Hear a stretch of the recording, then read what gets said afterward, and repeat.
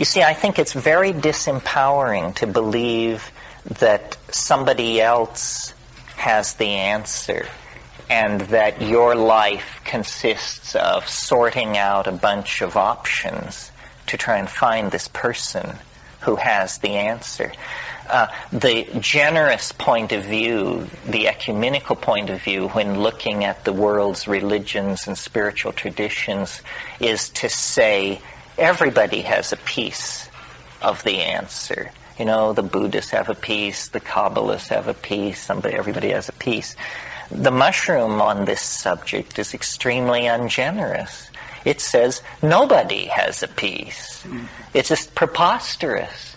You know, the reason the world doesn't make sense to you is because the world doesn't make sense to you. How could it? I mean, look where you're starting from. Where is it writ in adamantine that troops of monkeys should comprehend the architectonics of the cosmos? You know, it's just not part of the deal. So then you have to rest with some kind of provisional arrangement.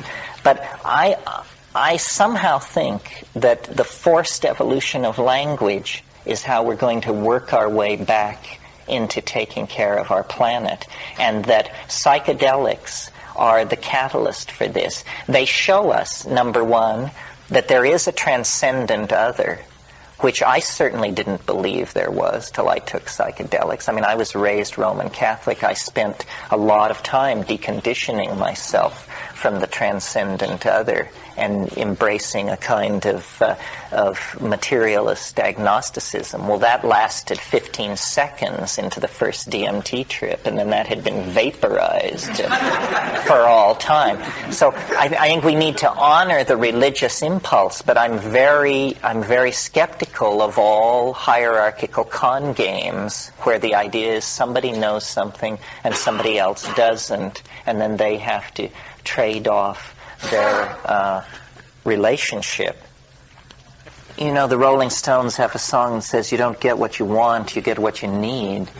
I don't think you're going to spend very long involved with these things at a deep level without scaring your socks off eventually. I mean, one of the great things about these psychedelic teachers is that they are so gentle with beginners. And then the flip side of that coin is they are so unforgiving with veterans. And I don't know. I mean, I have hard trips often. And the way I explain it to myself is, you know, I pretty much accept Rupert Sheldrake's notion of the morphogenetic field and feel like the psychedelics amplify the morphogenetic field of the totality. And, you know, why shouldn't I have difficult trips? The totality is in such a weird state of turmoil. I mean, you couldn't pay me to take 5 grams of mushrooms in the present circumstances simply because I can feel the riptides in the historical dimension just churning everything into white water. I mean, I'd stay out of the water till it dies down a little. Fear is a problem because, well, there are different reasons, but here's a reductionist reason. These compounds are CNS stimulants, and that means they're going to stimulate what's called the fight or flight reflex in the hind brain. One of the hardest things I think you have to learn to do is to discipline the hind brain. You know, to sit in a full lotus position, absolutely petrified with fear, and not do anything about it, except breathe and sing, you know.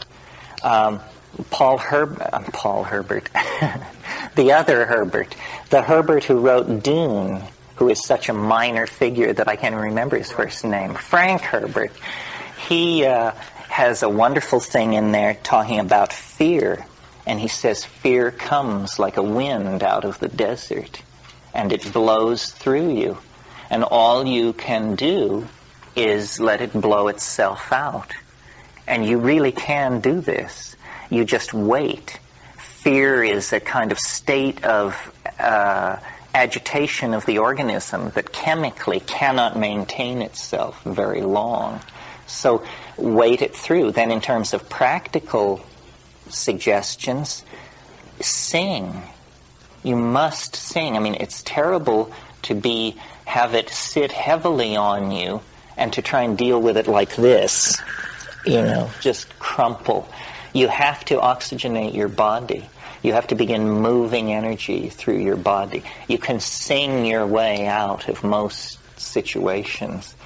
That's the best advice. And you can breathe your way out of most situations.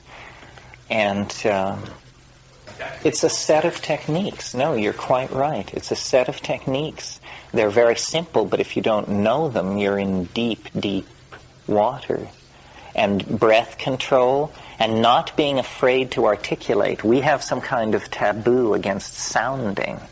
But I've started in the depths of hell singing to save my soul and managed to sing my way right through normality and right on into heaven, It takes courage. And courage is not something that is demanded of us very much in the modern world. I mean, we occasionally deal with large amounts of fear, like when some jackass cuts in front of you on the freeway and, you soak your clothes with sweat in under a third of a second, those kinds of things. But courage, where we actually determine to do something that feels dangerous or challenging to us, and then doing it, we don't do. And especially boundary-dissolving challenges. I mean, the macho type will, climb El Capitan, jump out of airplanes, and that sort of thing. But strangely enough, those macho types are sometimes the most reluctant to just sit quietly in their living room on 5 dried grams, because it's a different kind of surrender. It's a surrender to something feminine and penetrating, and you don't have to. It's the opposite reflex. Surrender is the opposite reflex to conquest. Did you want to say something? No? Yeah? Could you contrast this experience with experience like the trance dance or the Bushman or Kundalini type of experiences? Well, it's very hard to get inside somebody else's experience, especially when it's culture-bound. For purposes of operational efficiency, I just have long ago decided nothing works but drugs. And it causes a lot of friction. I mean, that's the hard way of putting it. It's really nothing works but plants. But I put in a lot of time trying, breath control and pranayama and all these things and reading the literature, and I'm just not convinced that they're getting it. The literature doesn't reflect it. The mystical literature in all times and places tends toward unitary effulgence or something, the white light. In other words, everything is supposed to be, all contradictions are dissolved, everything becomes love and light, and the hierophany. This is the archetypal hierophany. This is not what they're talking about in the Amazon. They enter into a world of jeweled multiplicity. There is no effort to push it towards some kind of Neoplatonic end state. It's that what is revealed is a dimension of incredible complexity. And some people have said of me, to me, that I'm lost in samsara. I can accept that. That sounds right. I love multiplicity. I mean, I love nature, which to me means multiplicity. I'm an insect collector, for God's sake, an art historian, a heresy hunter. It's for me all in the details. That's what I love, the richness, the texture of it. And it's a troubling question for people because people want to be told that there's another way to get to it. And there may be, but it's unbelievably difficult, unbelievably uncertain, and very hard to recognize. Schizophrenia, it doesn't convince me entirely that that's the same thing. Many schizophrenics are obviously very, very unhappy people. And you see, I just don't feel the force of this argument that you should be able to do it on your own. Why should you be able to do it on your own? How about that you can't do it unless you humble yourself to cut a deal with a plant? That seems more logical to me. You know, that it begins with an act of humility instead of an act of, you know, no women, no dope, no this. I'm going to seal myself into the alchemical vessel. Yeah. Is that statement reflecting a position that there's a potentiation in the pharmacokinetics? I mean, or is this really based upon the activity of chemicals and the interaction of chemicals in the brain? And then to go along with that, in your own pushing to try to understand this, how do you value the philosophical versus the actual, again, that model of, well, can we talk about any cerebral cortical uptake or biochemistry again? How do you value those two? Well, I'm not sure I understand your question. I mean, I'm very interested in the nuts and bolts details of how this happens. And my brother is a pharmaceutical chemist, drug designer, so we work on the nuts and bolts issue. I want to know where these visions are coming from. I would like a complete understanding of the psychedelic experience.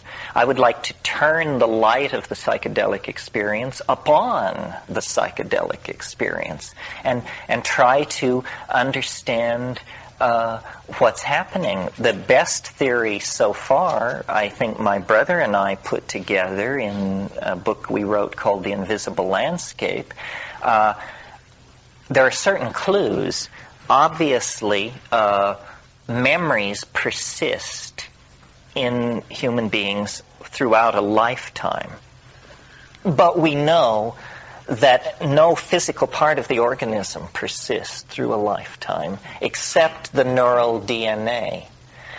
That means that we either have to hypothesize that memories are copied perfectly and handed along in some system so that you can have them, even though every atom in your body has changed, except the neural DNA.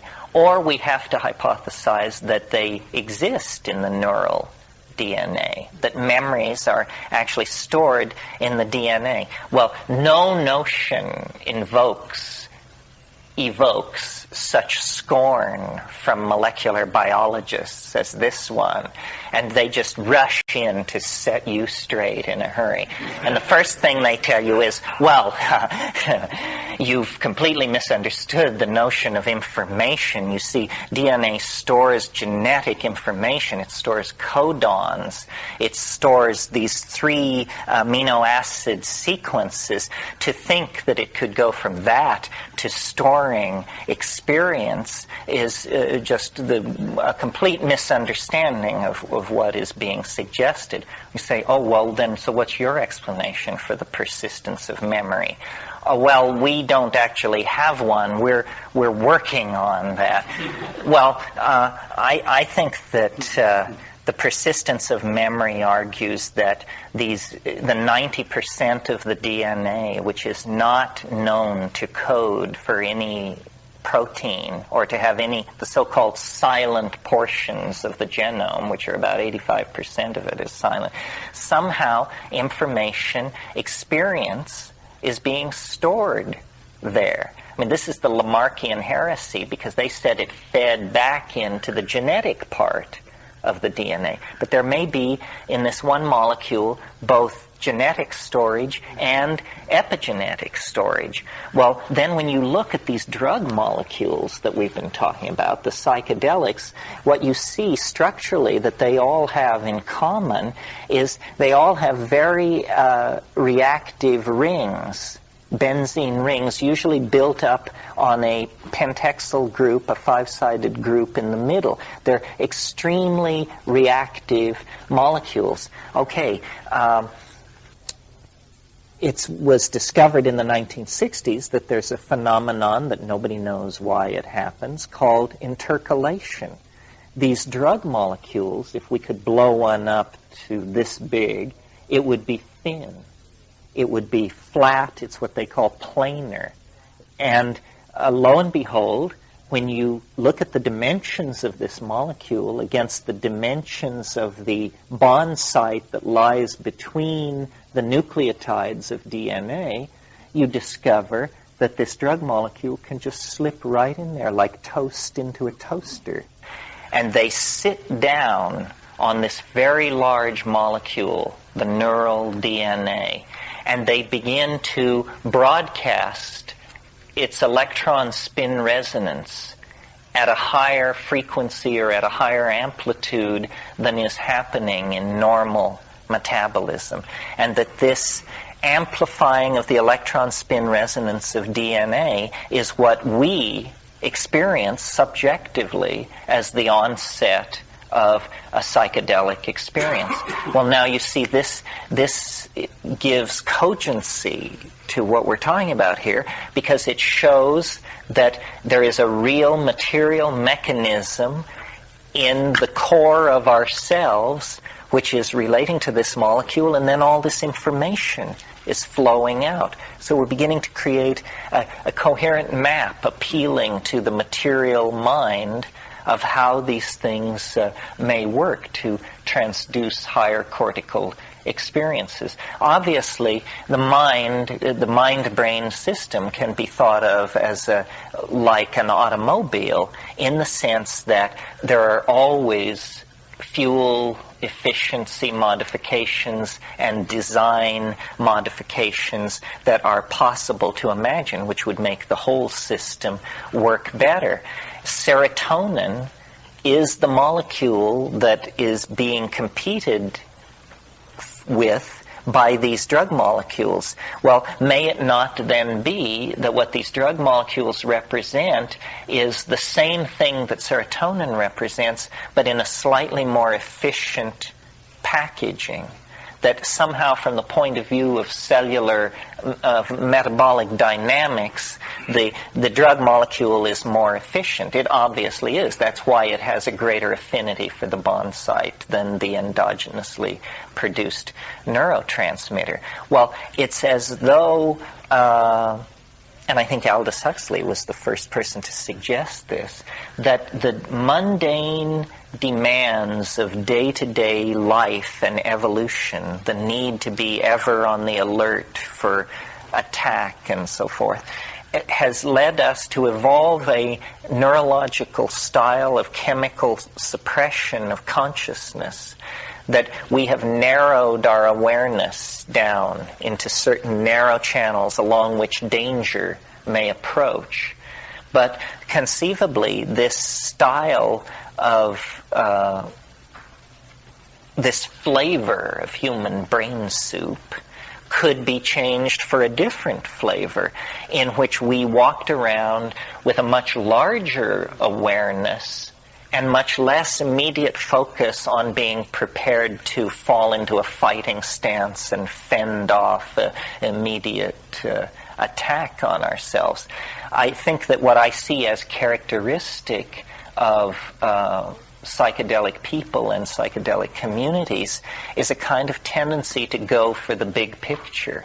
Psychedelic people always are aware that whatever they're talking about is nested in a still larger set of relationships, nested in a still larger set of relationships. That awareness of the big picture could probably be mapped onto what is ordinarily called an awareness of Tao. It's that you don't get down into the little stuff because you know what the I Ching calls the prepotent systems of relationship in which the event is embedded. And that feeds back into the personality, that knowing of that, as permission to relax. You know, you're neither pushing the river nor pulling the river. It goes in its good time, and you always seem to be comfortable and there with it. See, this logos, this vegetable mind that I keep referring back to, it may be nothing more than the voice of our own DNA. But whatever it is, when we do not have it guiding us and cultivated within our personality, then it becomes all up to the ego to figure out. And the ego is a frightened, pathetic, grasping creature and will make a mess of it, you may be sure.